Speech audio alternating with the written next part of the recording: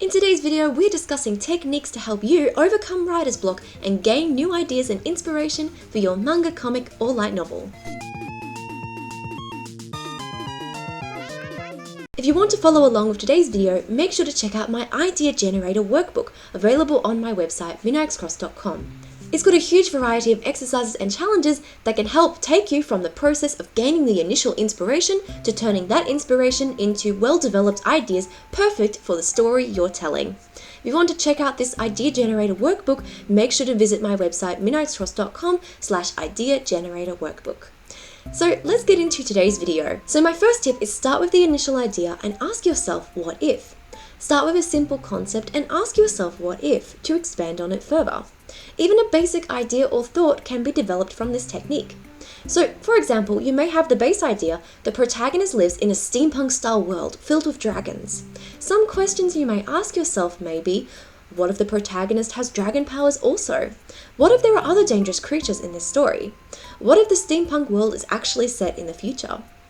So, if you don't have an initial idea to start with, we will be discussing next how to gain ideas and inspiration, which can act as building blocks for the rest of your story.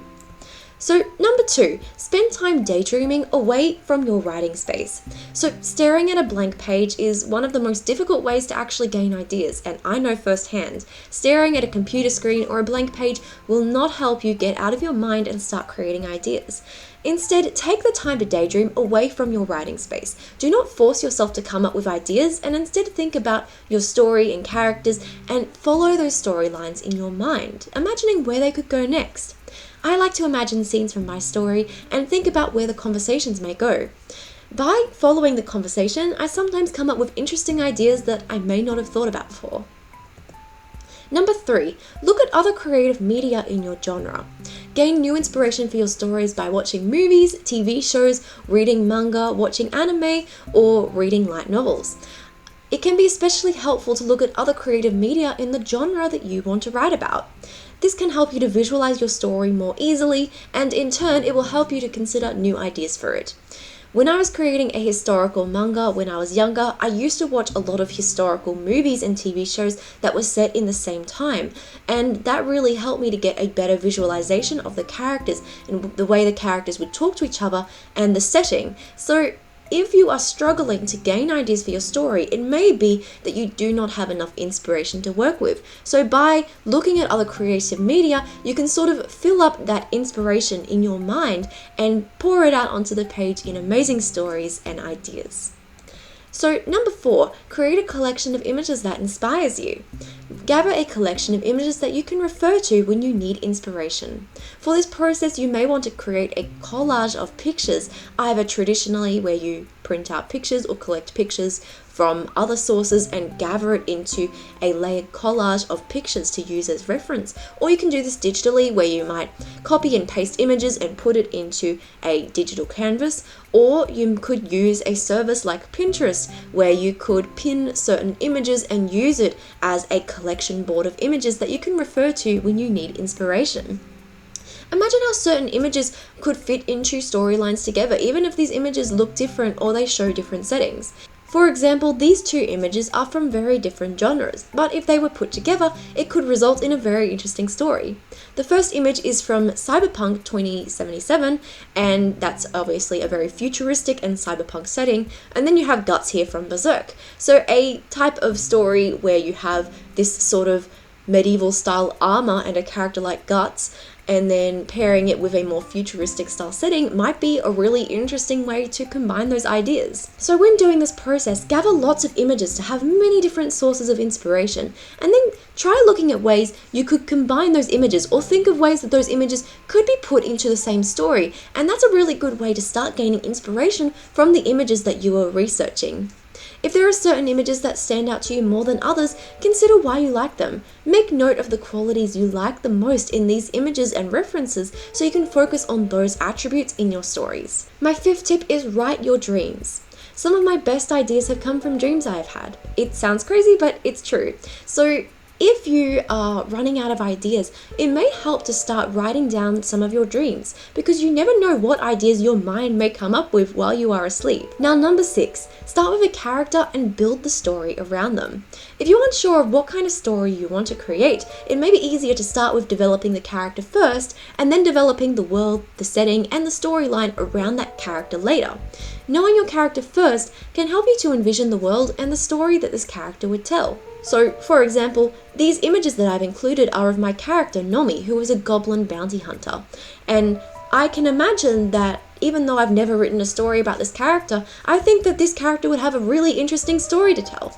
So just from the image alone and the character design, I feel like I could build a world and a story around this character. And so maybe this technique would help you as well if you like designing characters. Take some time to really develop your character and consider their personality, likes, dislikes, hobbies, and their backstory. Consider what kind of character this is and what type of story this character would really fit into. Number 7, start with a scene and build your story around it. If you have an idea for a scene, start with that and build on it. Consider what events may happen before or after this event, and use that scene as the building block to the rest of the ideas in your story. If you aren't sure of how to continue from a scene, spend some time daydreaming about it first, and consider how that scene could move forward or what events may need to happen to lead up to that event. Start with the world/setting. If you have an idea for the world or setting, you can start with this idea and expand on it to gain new ideas. Consider what kind of characters or storylines may exist in this unique and exciting world that you have created. Imagine the lives of the characters and what a normal day in their life would be like for them. For example, I have included 2 animes here which have really strong world building, and I feel like the world building is really at the central idea of these animes. So the first is Made in Abyss, where obviously the story is centered around the abyss. And then you have Psycho Pass, where the main core of the story is centered around the futuristic Sybil system, which determines whether someone has the potential to be a criminal or not. So both of these animes have the world at the core of the idea, and learning this technique may help you when it comes to developing the ideas in your manga or light novel. Research aesthetics and styles. Knowing different types of aesthetics can help you to gain inspiration from unique ways. If you aren't sure of the designs of your characters or are struggling to really visualize it in your mind, knowing the aesthetics and styles may help you to get a better visual idea of what your story would really look like. For example, Bungo Stray Dogs has a very dark academia kind of style, whereas Violet Evergarden has a sort of steampunk style. And while this aesthetic is not the core inspiration for the story, they still seem to take inspiration from those aesthetics in the designs of the characters. Some types of aesthetics include steampunk, cottagecore, dark academia, fairycore, or cyberpunk, but there are many different types of aesthetics, so if you want to get a better visual idea for your story, it may help to do a bit of research into these types of aesthetics and seeing how you could apply these styles to your story. Imagine yourself in the shoes of your character. Put yourself in the shoes of your character and imagine how they would see the world.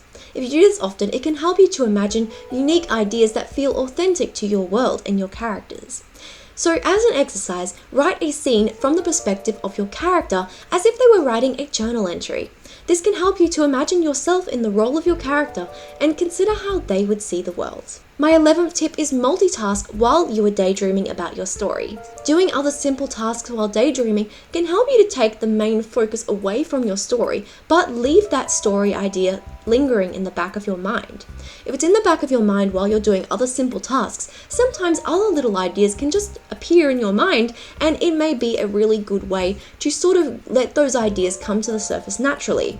It is always better to not force the ideas to come to the surface, but instead sort of allow those thoughts to be in your mind while doing other things, to let those thoughts come to mind slowly.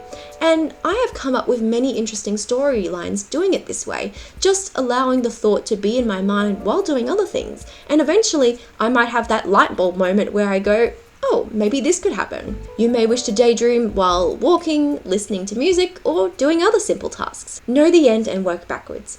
If you already know how you want to end your story, try working from that ending and working backwards.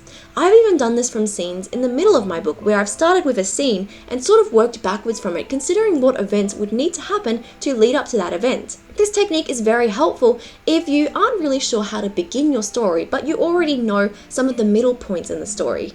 Knowing these middle points and working backwards can help you to really consider what ideas would need to happen first to lead up to this event.